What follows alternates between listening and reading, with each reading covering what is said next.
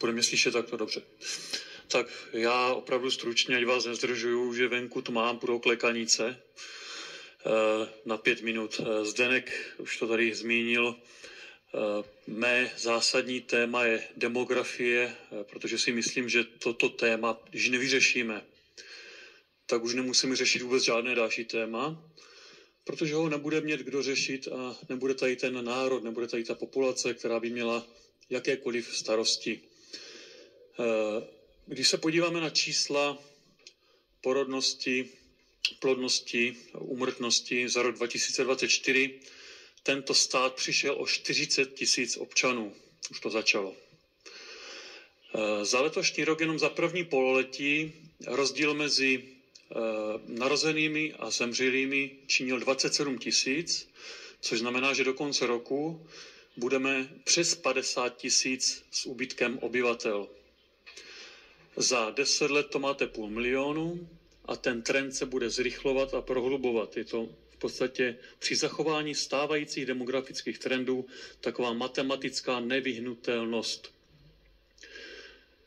Do konce století tím pádem v České republice, jestli se nestane něco, co zatím neumíme určit, bude žít jenom 5 milionů obyvatel z 11. Znamená to, že vyhyne polovina rodin, bude úplně vysídlená polovina vesnic, každé město, které znáte, bude poloviční. Bude prázdná a zdevastovaná polovina budov. Samozřejmě veškeré ostatní infrastruktury. Zmizí polovina firem, živností, zmizí polovina kultury, i lidových písniček zmizí polovina. Všeho zmizí polovina.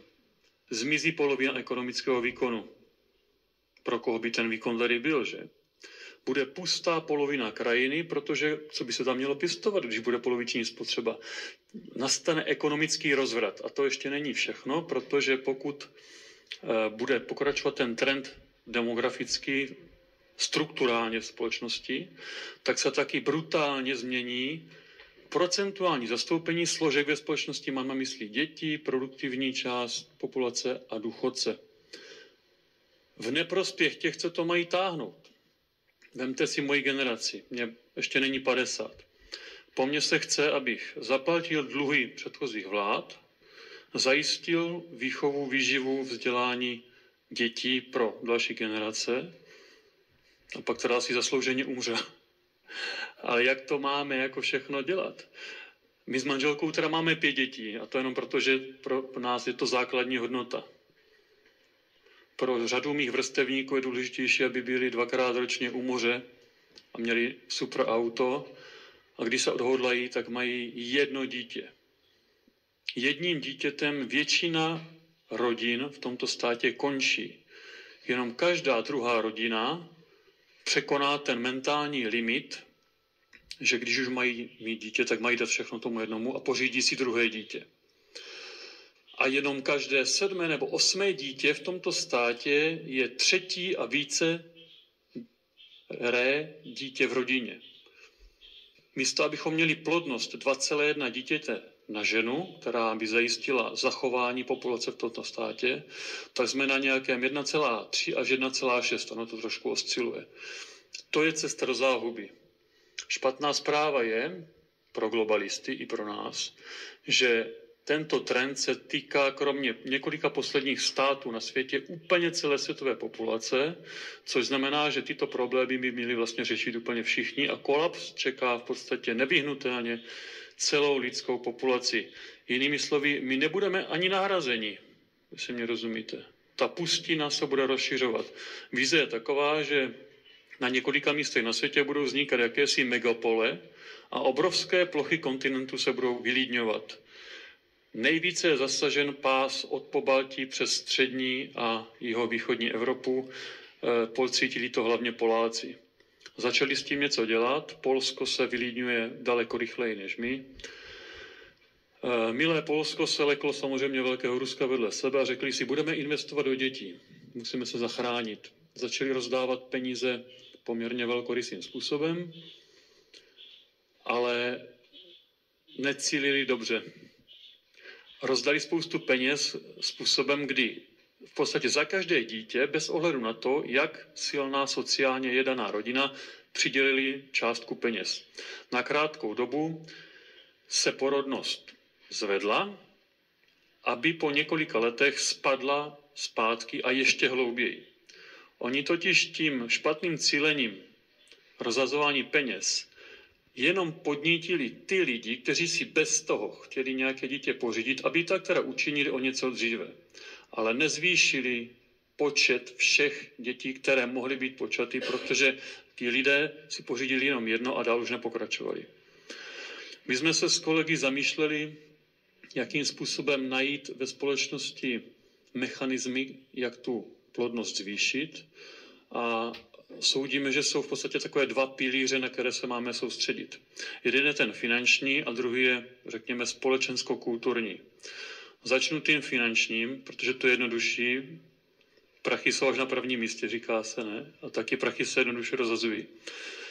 Tvrdíme, že by bylo inteligentní nasadit masivní podporu na pořízení 3. dítěte.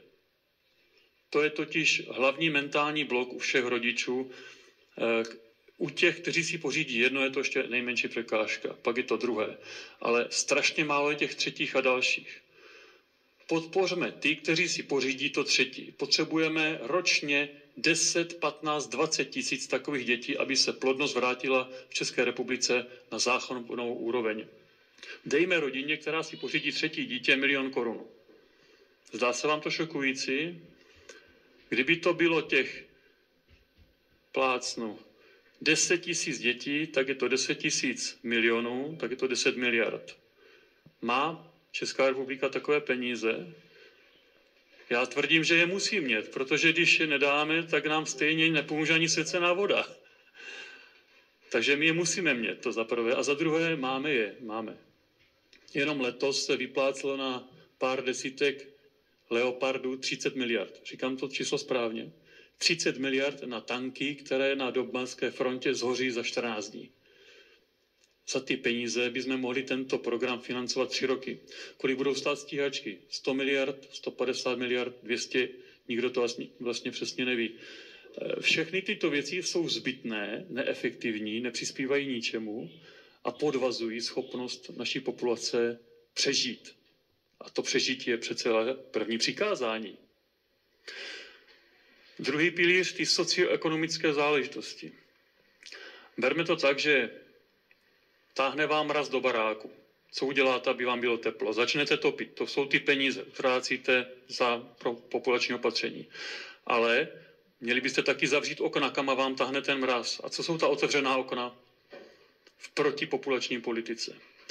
Je to podle mě destruktivní, jak legislativní, tak společenská, kulturní činnost proti rodině. Postavení rodiny je dneska relativizováno. Rodina je vlastně dneska cokoliv si vzpomenete. 2 tatínci a pes, 2 maminky a žirafa. Pan Pospíšil z Topky a jeho kamarád z ODS, kteří si koupí dítě. Protože i mateřství je relativizováno.